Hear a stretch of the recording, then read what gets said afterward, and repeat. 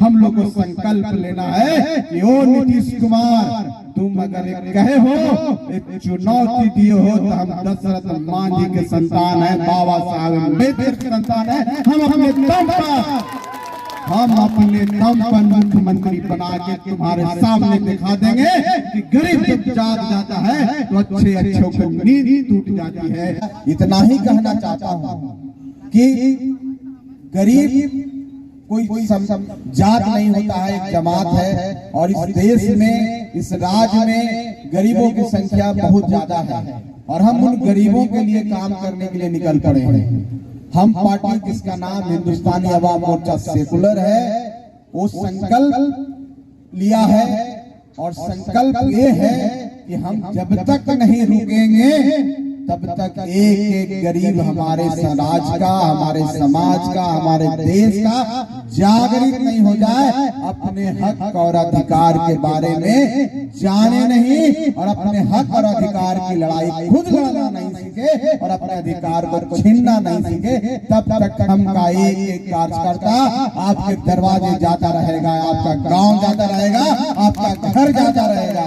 वो पद यात्रा का माध्यम हो, चाहे संकल्प सभा के माध्यम हो। और एक लड़ाई है, विचारों की लड़ाई है। ये लड़ाई आपकी है, ये लड़ाई हम सब की है।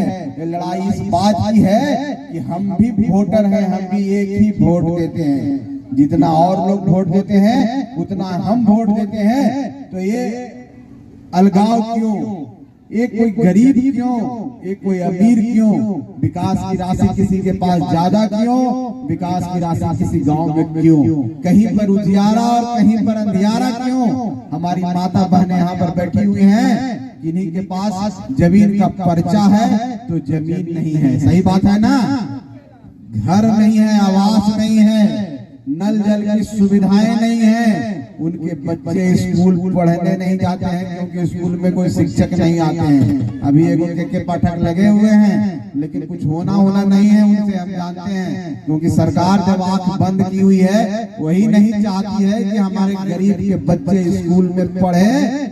तो सिर्फ एक तरह का दिखावा है, जो 33 साल में नहीं कर पाया वो क्या एक महीना में कोई कर देगा।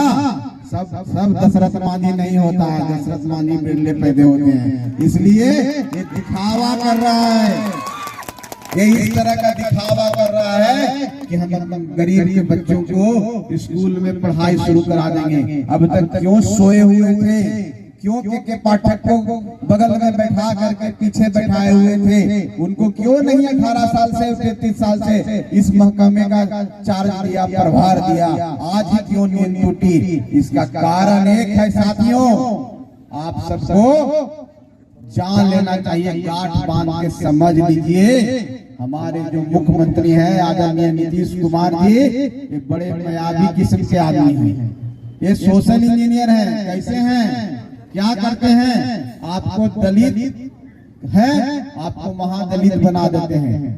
और शुरू में महादलित में 4 भाई को छाट के, जो सबसे गरीब है, सबसे अमीर है, दलितों में सबसे अच्छे हैं, पढ़े लिखे हैं, उनको अलग कर देते हैं, बाकी सबको महादलित बना देते हैं। और फिर जब नींद उनकी टूटती है, सबको महादलित बना देते हैं। अब हमको ये बताइए कौन महादलित है, कौन दलित है। सब दलित है, सब महादलित है, तो ये अलग अलग नामांकन क्यों किया गया। ये सिर्फ आपका वोट लेने के लिए किया गया। किसी को एसटी बना दीजिए, किसी को एससी बना दीजिए, कोर्ट कचहरी में वो लड़ाई करते रहेंगे, आपको तो वोट मिल गया। तो ये काम करने में माहिर हैं, पूरी दुनिया में दिखा दिए कि हम तो गांधी हैं, दूसरे गांधी हो गए। कैसे भाई, हम बिहार में शराब बंदी कर दिए, मतलब बिहार में शराब नहीं मिलता है, बिहार में शराब कोई नहीं पीता है। अरे भाई, शराब नहीं पीता है, शराब नहीं मिलता है, तो रोज डोभी के जो बॉर्डर पर शराब कैसे पकड़ा रहा है,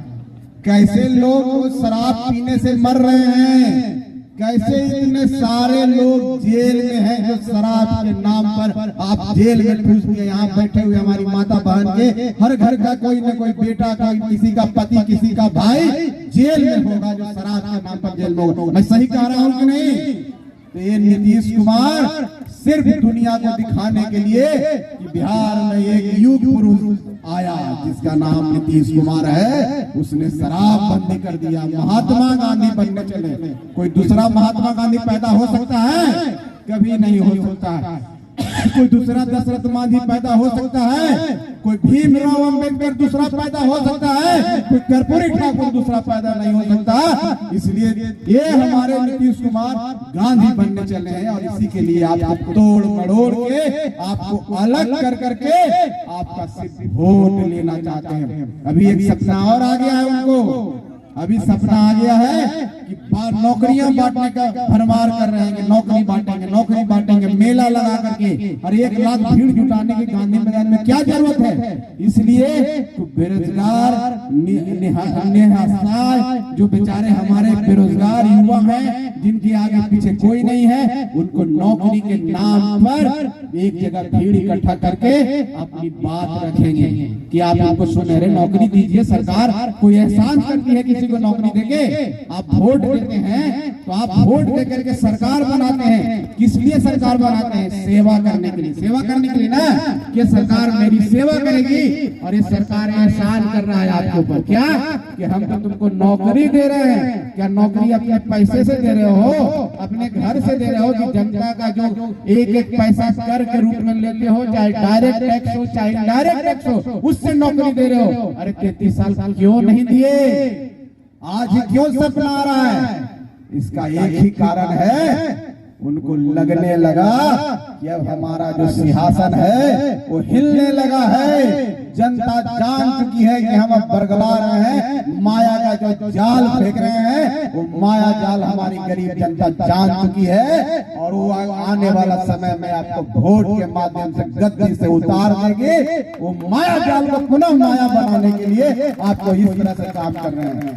आपको भेड़ बकरियों की तरह दौड़ा रहा है। पटना आ जाओ, पटना आ जाओ, नियुक्ति पत्र बांट देंगे। अरे आप नियुक्ति पत्र उनके घर नहीं भेज सकते क्या? जहां उनको नौकरी मिली है वहां जाके ज्वाइन कर देंगे। ठंडी में आप पटना क्यों बुला रहे हो उनको? सिर्फ दिखावा करने के लिए, झूठी दिखावा करने के लिए। इस सब से हम लोग को सतर्क रहना होगा, हम लोग को समझना होगा। और ये समझना होगा ये लड़ाई एक हम की लड़ाई नहीं है, ये जीतन राम मांझी की लड़ाई नहीं है, संतोष मांझी की नहीं लड़ाई है, एक गरीब की लड़ाई है। आप सोचिए, कल्पना कीजिए, जिसको आप नेता मानते हैं, समाज के उस तबके के व्यक्ति जिसको भुइयां मुसहर कहा जाता है, आप सब मानेंगे सबसे गरीब इस समाज में भुइयां मुसहर है कि नहीं? है कि नहीं? जिसको खाने का नहीं है, जिसको घर नहीं है, और से समाज से निकला हुआ एक व्यक्ति जीतन राम मांझी मुख्यमंत्री बना दिया जाता है तो उसको आप कहते हैं कि हमने एहसान किया, हम तो भूल कर दिए। भुइयां मुसहर के बेटा को दिमाग नहीं होता है तो मूर्ख है। बोलिए क्या ऐसे मुख्यमंत्री को आप बर्दाश्त करेंगे जो आपके समाज के बेटा को कहता है मूर्ख है, इसको अकल नहीं है? वो आदमी जो आपके समाज को बेइज्जत करता है, वो आदमी जो विधानसभा में जो लोकतंत्र की मंदिर होती है, उस मंदिर में हमारे नेता को, हम लोगों को बेइज्जत कर देता है और कहता है तुम बैठ जाओ, तुमको बोलने नहीं आता है, तुमको अकल नहीं है, तुमको तो हम बनाए हैं, तुम्हारे लोग तो सोए हुए हैं, उनमें क्षमता नहीं है कि तुमको बना सकते हैं। ये आपको गाली दिए है नीतीश कुमार, आपको धिक्कार है नीतीश कुमार। इसलिए हम लोग को शपथ लेना है, हम लोग को संकल्प लेना है कि ओ नीतीश कुमार, तुम अगर एक कहे हो, एक चुनौती दिए हो तो हम दशरथ मांझी के संतान है, बाबा साहब अम्बेडकर के संतान है। हम अपने दम पर मुख्यमंत्री बना के तुम्हारे सामने दिखा देंगे कि गरीब जब जाग जाता है तो अच्छे को नींद टूट जाती है और अच्छे की चैन हराम हो जाता है। क्योंकि जहाँ गरीब चलता है आंधियों की तरह चलता है। कैसे चलता है? आंधियों की तरह चलता है, जन सैलाब की तरह चलता है। और जन सैलाब के सामने आओगे, आंधी के सामने आओगे, समुद्र की धारा के सामने आओगे, तुमको चीर देगा और तुम कहीं के नहीं रहोगे। तो गरीब सोया नहीं है, गरीब जाग चुका है। आज जो जज्बा हमारे छोटे छोटे भाई और हमारे बेटे ने दिखाया, कैसे कलाकार करके किस तरह से उछल के आपको दिखाए हैं, ये दर्शाता है कि इनके अंदर भी इच्छा शक्ति जागृत हो गई है और एक करवट लेने के लिए तैयार हैं और क्रांति के लिए तैयार हैं और लड़ाई के लिए तैयार हैं। इसलिए जागिए, तैयार हो जाइए, 24 का रन आने वाला है और 24 में हम लोग सबको एक होकर के गया का सांसद चाहे कहीं का भी हो 40 से 40 जगह हम लोग जीतने का काम करें, माननीय नरेंद्र मोदी को प्रधानमंत्री बनाने का काम करें, क्योंकि वही एक शख्स है जो आपके लिए काम कर सकते हैं, न था कोई ऐसा शख्स नहीं है। क्योंकि आप देखे होंगे आज जितने लोग गांधी का नाम लेते हैं, जितने लोग बाबा साहब अम्बेडकर का नाम लेते हैं, भारत रत्न देने की बारी आया कि कांग्रेस की सरकार नहीं दे पाई। अटल जी के और अडवाणी जी के अनुसार बीपी सिंह जो दिए हैं, एक संसद भवन में उनका चित्र नहीं लगाया कांग्रेसियों ने, और कहता है बाबा साहब जय भीम जय भीम। कैसा जय भीम है जब उनके बारे में कुछ सोच नहीं सकते हो। यही सरकार जो अटल जी की सरकार है कि इंग्लैंड में उनका जहां पर वो पढ़ते थे उसको खरीद कर करके वहां पर एक पुस्तकालय बनाया गया, बच्चों को रहने के लिए बनाया गया है। तो जो सरकार पहले वाली कांग्रेस की सरकार थी, सिर्फ हम सबको बरगलाने का काम किया है। यही सरकार है जो मुख्यमंत्री बनाया, यही सरकार है जो राष्ट्रपति बनाया, और हम लोग सब मिलकर के एक होकर के एक बार गरीब दिखा देंगे कि हम जब एक हो जाएंगे, हम बन जाएंगे, तो हम में इतना दम है कि एक गुस्सा मारेगा तो तुम कहां गिरोगे तुमको कोई पता नहीं रहेगा। इसी के लिए हम लोग संकल्प यात्रा निकाले हैं कि तुम अपमान करोगे तो हम तुमको अपमान गाली नहीं देंगे, हमारे संस्कार में नहीं है, लेकिन समय पर लोकतांत्रिक माध्यम से, वोट के माध्यम से हम तुमको दिखा देंगे कि हम में कितना दम है। और हम चारों तरफ निकल चुका है, एक गया ही नहीं, हम दरभंगा में हम लोग बोल रहे हैं, समस्तीपुर में बोल रहे हैं, हम लोग वैशाली में बोल रहे हैं, 13 तारीख को हम लोग का मुजफ्फरपुर में है। एक दिन ऐसा नहीं है साथियों जिस दिन हम लोग का कार्यक्रम नहीं होता है, एक दिन ऐसा नहीं है जिस दिन आप इतनी संख्या में हम लोगों को आशीर्वाद देने के लिए आते हैं। यही भीड़ देख देख तो लोग का पसीना छूट गया, और पसीना छूट गया और क्या बोले, करे ये तो रहेगा पदयात्रा हम लोग निकाले। अब पदयात्रा में इतनी भीड़, आपका इतना आशीर्वाद मिला तो लोगों को लगा कि अरे तो रह जाएगा, मंत्री रह जाएगा, तो इसके पीछे लोग दीवाने होंगे। जैसे जीतन राम मांझी जी मुख्यमंत्री थे, 34 एजेंडा लाए, 34 फैसला किए, इनके पीछे पूरा हुजूम निकल गया, उनको लगा ये कुछ दिन रह जाएगा तो हम लोग का तो बढ़िया बिस्तर बंद हो जाएगा। और सही इस बार भी लगा, और उनका प्रस्ताव आया कि अपनी पार्टी को हम में मर्ज कर दो, हम में खत्म कर दो।